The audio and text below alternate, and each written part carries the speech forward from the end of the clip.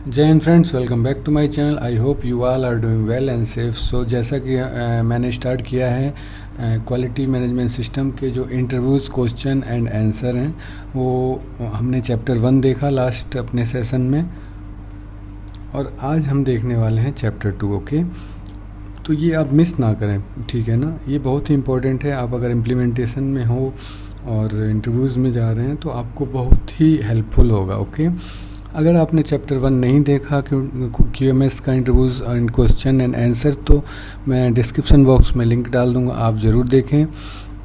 और QMS series का मैंने प्लेलिस्ट में डिस्क्रिप्शन बॉक्स में वो भी डाल दूंगा, वो भी ज़रूर देखें। ओके, जिसमें हमने सारे क्लासेस चैप्टर वाइज हमने स्टडी किया है। Okay, with example. So start करते हैं। आज का हमारा जो टॉपिक है quality management system question and answer chapter 2। Okay,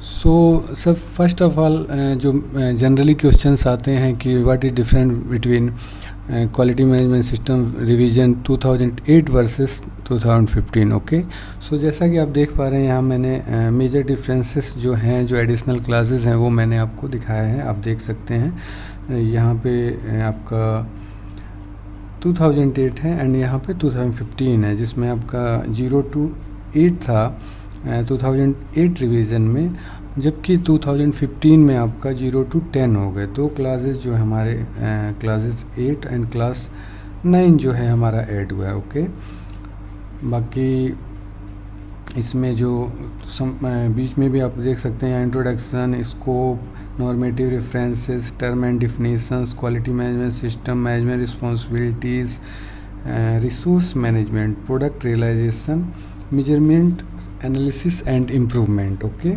जबकि 2015 में हम देख सकते हैं introduction, scope, normative references, third term and definitions, context of the organisation, ये एडिशनल है आपका। फिफ्थ जो है लीडरशिप है, 6 है प्लानिंग, 7 सपोर्ट, 8 जो है आपका ऑपरेशन एंड 9th है performance evaluation and improvement. Okay, so आप ये देखिए, आपको क्लियर हो जाएगा कि मेजर डिफरेंसेस क्या हैं और क्या क्लासेस रिमूव किया है और क्या एडिशनल है। ओके, उसके बाद हम देखते हैं इसमें जो हमारा ISO का क्लासेस हैं, उनको नए जो क्लासेस में उसको PDCA में इंक्लूड किया है एक्चुअली, जो हम अपने नेक्स्ट स्लाइड में देखेंगे। यहाँ पे मैंने थोड़ा आपको डिस्क्राइब करके बताया है। The first 3 classes in ISO 9001:2015 are largely the same as those in ISO 9001:2008, but there are considerable difference between ISO 9001 and 2008 and 2015. Okay, the 4th class onward, the last 7 classes are now arranged according to the PDCA cycle. Okay, last जो हमारा 7 classes है, okay, means आप देख सकते हैं जो हमारा 1 2 3 4 5 6 7। Okay, context of the organisation से लेके जो इम्प्रूवमेंट है उसको इन्होंने PDCA साइकिल के जो साइकिल में उन्होंने डिस्क्राइब किया है। ओके, उसको हम नेक्स्ट स्लाइड में देखते हैं। जैसा कि आप यहाँ देख पा रहे हैं, प्लान के अंतर्गत जो आ रहा है हमारा कॉन्टेक्स्ट ऑफ द ऑर्गेनाइजेशन है, प्रोसेस है, क्वालिटी ऑब्जेक्टिव है, एंड डू में जो हमारा आता है वो है हमारा support, operation and design and production. C में जो आता है हमारा management review, internal audit, performance evaluation, and जो एक्ट होता है जो हमारा इम्प्रूवमेंट की बातें होती हैं, continuous improvement, corrective action and non conformity. Okay, so अगर आपको ये भी क्वेश्चन बन सकता है कि PDCA साइकिल के अंतर्गत क्या क्या क्लासेस आते हैं, तो आप डायरेक्टली बोल सकते हैं कि क्लास नंबर 4 से लेके क्लास नंबर 10 जो है वो हमारा PDCA साइकिल के अंतर्गत आता है। जो क्लास नंबर 4 है वो कॉन्टेक्स्ट ऑफ द ऑर्गेनाइजेशन से, जो हमारा क्लास 10 है इम्प्रूवमेंट्स तक का हमारा जो है वो हमारा PDCA साइकिल में आता है। ओके, और PDCA को आप डिस्क्राइब भी कर सकते हैं, plan, do, check, act. Okay, now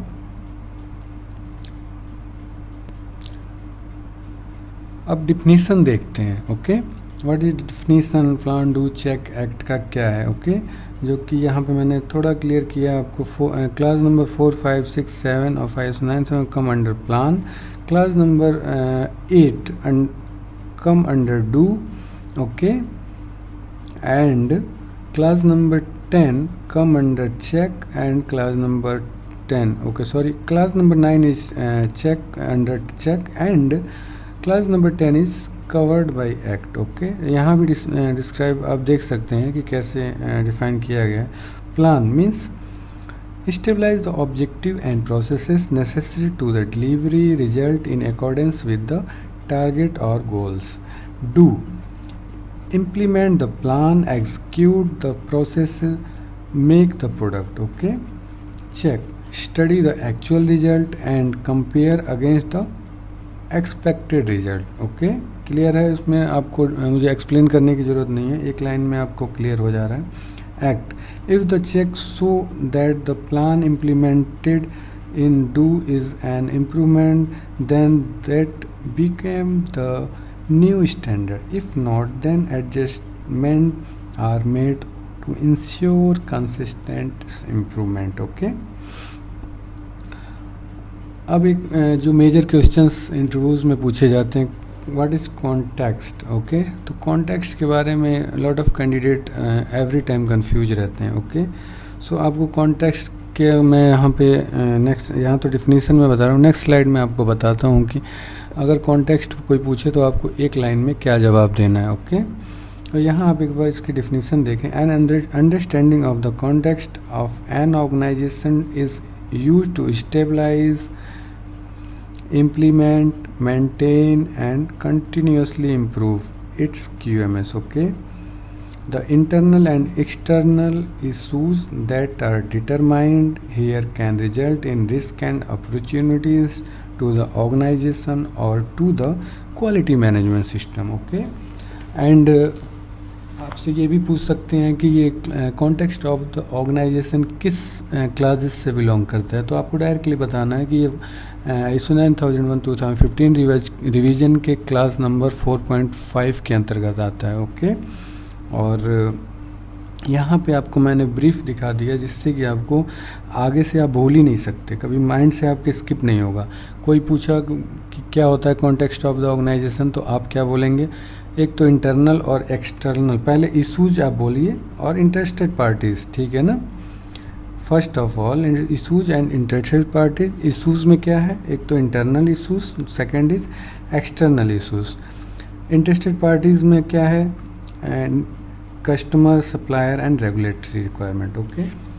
so आपको क्लियर हो गया कि कॉन्टेक्स्ट ऑफ द ऑर्गेनाइजेशन क्या होता है। फर्स्ट ऑफ ऑल आपको बोलना है कि हम internal and external issues identify करते हैं, ठीक है ना। और need and expectation of interested parties, okay.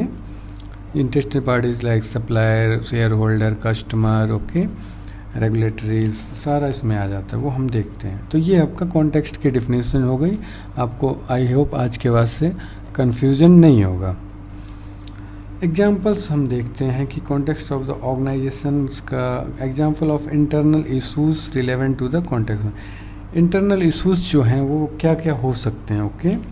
तो यहाँ देखते हैं internal issues, it's activity, product and services, strategic direction, culture and capability, for example people knowledge, people processes, system, people awareness, okay, value and knowledge and performance of the organization. This is this come actually under internal issues, okay। now इसको कैसे हम identified करते हैं, okay, कैसे analysis करते हैं। तो यहाँ पे एक SWOT हम बनाते हैं, जो SW analysis is frequently use to stabilise the relevant internal issues. The 4 element here, first strength, weakness, opportunities and threat, okay. And definition is also there, you can see here. Describe strength, आपको जैसे कि पता ही होगा what is strength, हमें ये देखना है कि हमारी स्ट्रेंथ्स क्या है, वहाँ पे वीकनेस क्या क्या है वो आइडेंटिफाई करना, अपॉर्चुनिटीज़ क्या क्या है, एरिया फॉर अपॉर्चुनिटीज़, ओके, वो हमें देखना है, एंड थ्रेट क्या है। सो यहाँ पे मैंने एक लाइन में आपको डिफिनेशंस भी दिया है, आप देख सकते हैं। ओके, जो कि हम SWOT एनालिसिस के माध्यम से हम इंटरनल इशूज़ आइडेंटिफाइड करते हैं। SWOT means strength, weakness, okay, opportunities and threat.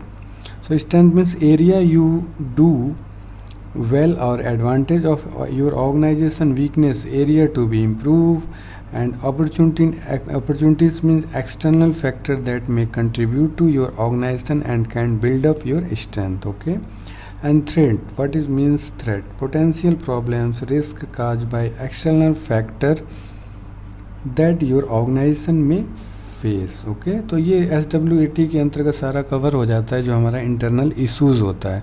आगे से ये भी आपको क्लियर रखना है कि अगर कोई पूछे आपको कि इंटरनल इश्यूज़ को हम कैसे, किस टूल के थ्रू एनालिसिस करते हैं, कैसे आइडेंटिफाई करते हैं, तो आप डायरेक्ट बोलना है आपको SWOT एनालिसिस साइकिल के थ्रू हम जिसमें हमारी स्ट्रेंथ, वीकनेस, अपॉर्चुनिटीज़ और थ्रेट आती है। ओके, उसके बाद हम देखते हैं एक्सटर्नल इश्यूज़ क्या क्या है। ओके, इंटरनल हमने देख लिया, अब एक्सटर्नल देखते हैं। एक्सटर्नल में क्या है, culture, social, political, legal, regulatory, financial, technological, economic, market place, natural and competition या competitive circumstance, weather, international, national, regional और लोकल। ओके, ये जो है हमारा एक्सटर्नल इशूज़ आते हैं, ठीक है ना।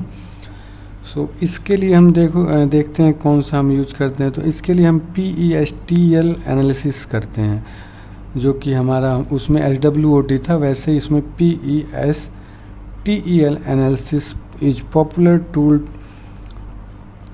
used to stabilize the external issues. The element of tool are P means political factor, okay, E means economic factor, S means social factor, T means technological factor, and E means environmental factor, and L is legal factor। तो ये आपका है, आप एक बार इसकी definition read कर लीजिए। मैं रीड करूँगा तो आप थोड़ा वीडियो लंबा हो जाएगा, मैं नहीं चाह रहा हूँ कि लंबा हो, आप देख सकते हैं, इसको रीड कर सकते हैं। मेनली यही है, एक्सटर्नल इशूज़ के अंतर्गत जो हमारा political, economical, social, technological, environmental and legal जो हमारे इशूज़ आते हैं वो हम फाइंड आउट करते हैं, जो कि PESTEL एनालिसिस के थ्रू हम टूल के थ्रू हम फाइंड आउट करते हैं। ओके, यहाँ पे मैंने थोड़ा सा आपको क्लियर करने के लिए दिखाया कि P के अंतर्गत क्या आएगा, E के अंतर्गत। तो यहाँ देख सकते हैं पॉलिटिकल में government policy, political stability, corruption, foreign trade policy, tax policy, labour law, trade restriction, ये सब P के अंतर्गत। ऐसे ही आप E देख सकते हैं, economic growth, exchange rate, interest rate, inflection rates, disposal income, unemployment rates, ठीक है ना। S में आपका population growth rate, age distribution, career attitude, safety emphasis, health consistence, life style attitude, culture varies. T technologies incentive, level of innovation, automation, R&D activity, technological change, technological awareness. E बोले तो आप कह सकते हैं कि ई के अंतर्गत क्या क्या आता है, ठीक है ना। ये आपको एक बार आप रीड करिए, इसको माइंड में रहना चाहिए आपको। इंटरव्यू में ये भी पूछ सकता है कि टी के अंतर्गत क्या क्या आता है, ठीक है ना। तो ई में आपका वेदर हो गया, climate, environmental policies, climate change, pressure from NGOs। L means discriminational laws, antitrust law, employment laws, consumer protection law, copyright patents, ये सब आते हैं आपका PESTEL टूल के अंतर्गत। यहाँ पे मैंने दोनों का कंपैरिजन बनाया है जिससे कि आपको और क्लियरिटी हो कि इंटरनल और एक्सटर्नल इशू में क्या क्या आते हैं। तो इंटरनल में आपका वर्कर्स आ गया, यूनियंस आ गया, top management, okay, and board of director, suppliers, contractors and sub contractors, management teams, okay. ये हो गया आपके internal interested parties. And external जैसे कि आप जानते हैं, consumers, regulations, logistic, media, share holder, special interested group, community, supplier, customer, वो एक्सटर्नल इंटरेस्टेड पार्टीज़ में आते हैं, ओके। अब देखते हैं what you understand to need and expectation of interested parties, ठीक है ना।